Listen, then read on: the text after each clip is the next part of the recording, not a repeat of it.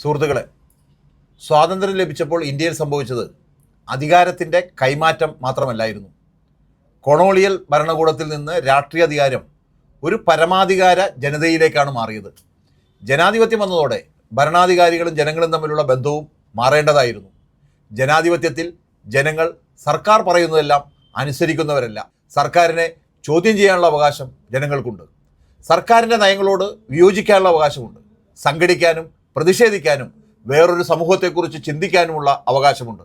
ഇതാണ് ജനാധിപത്യത്തിൻ്റെ അടിസ്ഥാന ആശയം. പക്ഷേ ഇന്ത്യയുടെ 80ാം സ്വാതന്ത്ര്യ ദിനത്തിൽ ചെങ്കോട്ടയിൽ നിന്ന് പ്രധാനമന്ത്രി നരേന്ദ്രമോദി നടത്തിയ പ്രസംഗത്തിൽ ഒരു പുതിയ മുന്നറിയിപ്പ് ഉയർന്നു. ആയുധമെടുത്ത് പ്രവർത്തിക്കുന്ന നക്സലിസം അവസാനത്തിലേക്ക് നീങ്ങുകയാണെന്ന് പറഞ്ഞ പ്രധാനമന്ത്രി അതിന് പിന്നാലെ മറ്റൊരു വിഭാഗത്തെക്കുറിച്ച് സംസാരിച്ചു. ദിമാഗി നക്സൽ, മനസ്സിൽ നക്സലിസമുള്ളവർ. അവരെ കണ്ടെത്തണമെന്നും ഒറ്റപ്പെടുത്തണമെന്നും അദ്ദേഹം പറഞ്ഞു.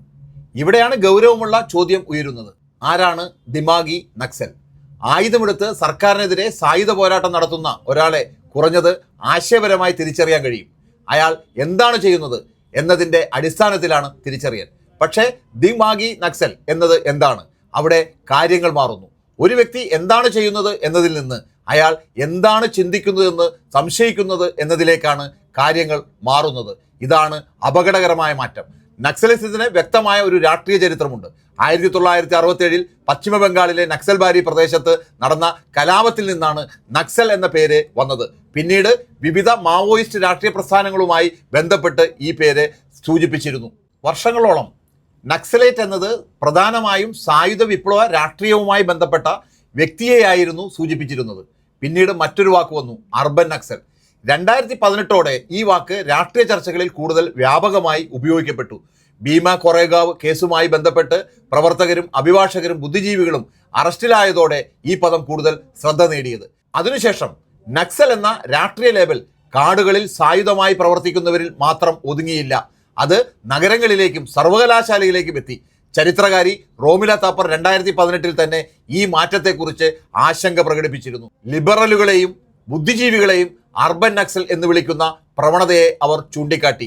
അപ്പോൾ ചോദിക്കേണ്ടത് ഇതാണ്: ഒരു കാലത്ത് സായുധ കലാപവുമായി ബന്ധപ്പെട്ടിരുന്ന ഒരു വാക്ക് അധ്യാപകരെയും അഭിഭാഷകരെയും എഴുത്തുകാരെയും കവികളെയും സാമൂഹ്യ നീതിയെക്കുറിച്ച് സംസാരിക്കുന്നവരെയും വിശേഷിപ്പിക്കാൻ ഉപയോഗിക്കുമ്പോൾ അതിൻ്റെ അർത്ഥം എവിടെയാണ് അവസാനിക്കുന്നത്? കാടിൽ നിന്ന് സർവകലാശാലയിലേക്ക്. നക്സൽ എന്ന വാക്കിൻ്റെ യാത്ര വളരെ ദൂരെ എത്തി. കാട്ടിൽ നിന്ന് നഗരത്തിലേക്ക്, നഗരത്തിൽ നിന്ന് സർവകലാശാലയിലേക്ക്, പ്രവർത്തകനിൽ നിന്ന് പ്രൊഫസറിലേക്ക്, വിദ്യാർത്ഥിയിലേക്ക്, ഇപ്പോൾ സർവകലാശാലയിൽ നിന്ന് നേരിട്ട് മനസ്സിലേക്കും. ഇതാണ് ഏറ്റവും വലിയ പ്രശ്നം. സംശയത്തിൻ്റെ ഭൂമിശാസ്ത്രം ചുരുങ്ങി ഒടുവിൽ ഒരാളുടെ ചിന്തയിൽ എത്തി നിൽക്കുന്നു. അപ്പോൾ ചോദിക്കേണ്ടി വരുന്നു, ഒരു മനസ്സിനെ എങ്ങനെയാണ് നക്സൽ എന്ന് അളക്കുന്നത്?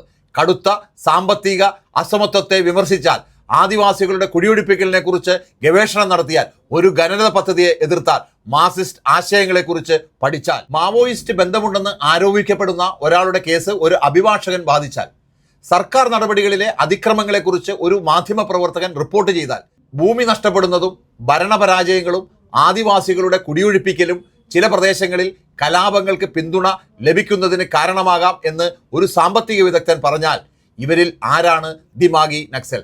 നിയമം ഇതിനകം ഉണ്ടല്ലോ. ഒരുപക്ഷെ പ്രധാനമന്ത്രി ഉദ്ദേശിച്ചത് അക്രമത്തിനും കലാപത്തിനും പ്രേരിപ്പിക്കുന്നവരെ ആയിരിക്കാം.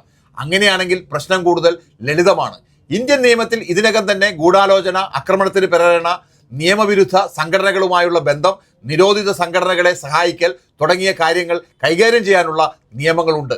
അവിടെ ഒരു വ്യക്തി എന്താണ് ചെയ്തത് എന്നതിന് തെളിവ് ആവശ്യമാണ്. പിന്നെ എന്തിനാണ് ദിമാഗി നക്സൽ എന്ന മറ്റൊരു വിഭാഗം? അത് നിലവിലുള്ള നിയമം നിരോധിക്കുന്ന പ്രവർത്തനങ്ങൾക്ക് പുറത്തുള്ള എന്തെങ്കിലും ആണെങ്കിൽ അതിൻ്റെ പരിധി എന്താണ്? ആരെയാണ് അതിൽ ഉൾപ്പെടുത്തുന്നത്? ആരാണ് തീരുമാനിക്കുന്നത്?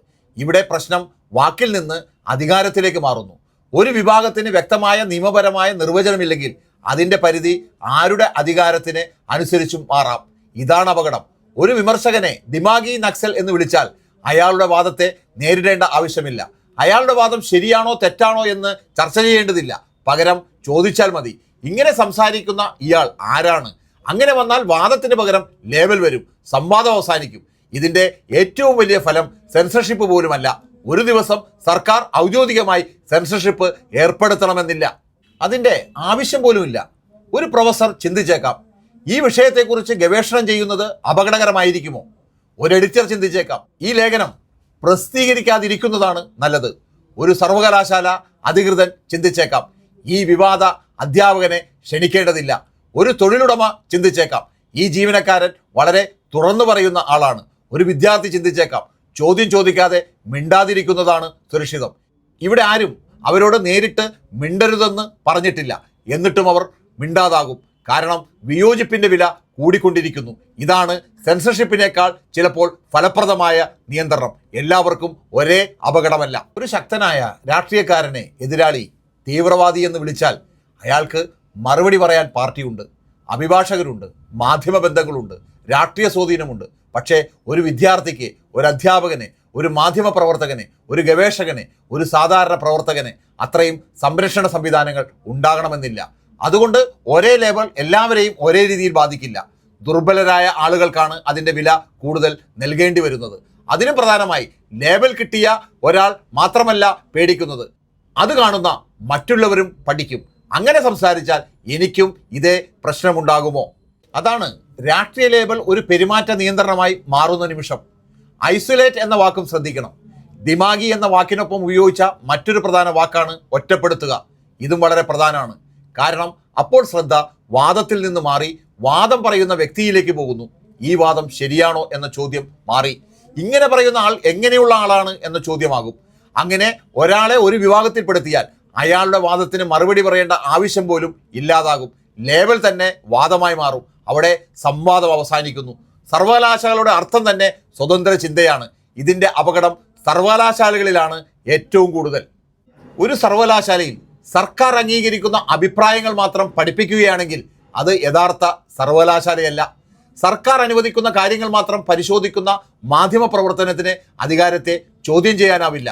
ജനങ്ങൾക്ക് ഇഷ്ടപ്പെടാത്ത ഒരാളെ സംരക്ഷിക്കുന്നത് തന്നെ അഭിഭാഷകന്റെ ജോലിയാണെങ്കിൽ ആ വ്യക്തിയെ സംരക്ഷിച്ചതിൻ്റെ പേരിൽ അഭിഭാഷകനെ സംശയിക്കുന്നത് ഭരണഘടനാപരമായ നീതിയുടെ അടിസ്ഥാന ആശയങ്ങളെ തന്നെ തകർക്കും. ഒരു കലാപത്തിന്റെ കാരണങ്ങൾ പഠിക്കുന്ന ഗവേഷകനെ ആ കലാപത്തെ പിന്തുണയ്ക്കുന്നവനായി തെറ്റിദ്ധരിച്ചാൽ ഗവേഷണത്തിന് തന്നെ തടസ്സമാകും. ജനാധിപത്യത്തിന് ചിന്തിക്കുന്ന പൗരന്മാർ വേണം.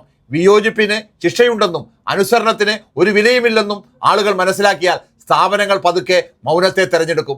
ആദ്യം കുറച്ചുപേരെ മാത്രം അപകടകാരികൾ എന്ന് വിളിക്കും. പിന്നീട് അവരെ കണ്ട മറ്റുള്ളവർ സ്വയം സൂക്ഷിക്കും. ഒടുവിൽ ലേബൽ കിട്ടാത്തവരും മിണ്ടാതാകും. ഇങ്ങനെ സമൂഹം പഠിക്കുന്നത് കുറയും. കാരണം ഒരു സമൂഹം തെറ്റുകൾ തിരുത്തുന്നത് ചർച്ചയിലൂടെയാണ്, വിയോജിപ്പിലൂടെയാണ്, ചോദ്യങ്ങളിലൂടെയാണ്. മൗനം തെറ്റായ നയങ്ങളെ കൂടുതൽ കാലം നിലനിർത്തും. അനുസരണം അധികാരത്തെ സംരക്ഷിച്ചേക്കാം, പക്ഷേ അനുസരണം അറിവ് സൃഷ്ടിക്കില്ല. ഭരണഘടന ജനാധിപത്യത്തിൻ്റെ അടിസ്ഥാന സത്യം. ജനാധിപത്യത്തിൽ സർക്കാർ ഭരിക്കും, പക്ഷേ സർക്കാരിനെ വിലയിരുത്താനുള്ള അവകാശം ജനങ്ങൾ തുടരും. അതുകൊണ്ട് ചിന്തിക്കുന്ന പൗരന്മാർ ജനാധിപത്യത്തിന് ഒരു ബുദ്ധിമുട്ടല്ല. ജനാധിപത്യം സ്വയം തിരുത്താനുള്ള സംവിധാനത്തിൻ്റെ ഭാഗമായിട്ടാണ് അവർ പ്രവർത്തിക്കുന്നത്. ഒരു ആത്മവിശ്വാസമുള്ള റിപ്പബ്ലിക്കിന് ഒരു വ്യത്യാസം തിരിച്ചറിയാൻ കഴിയണം.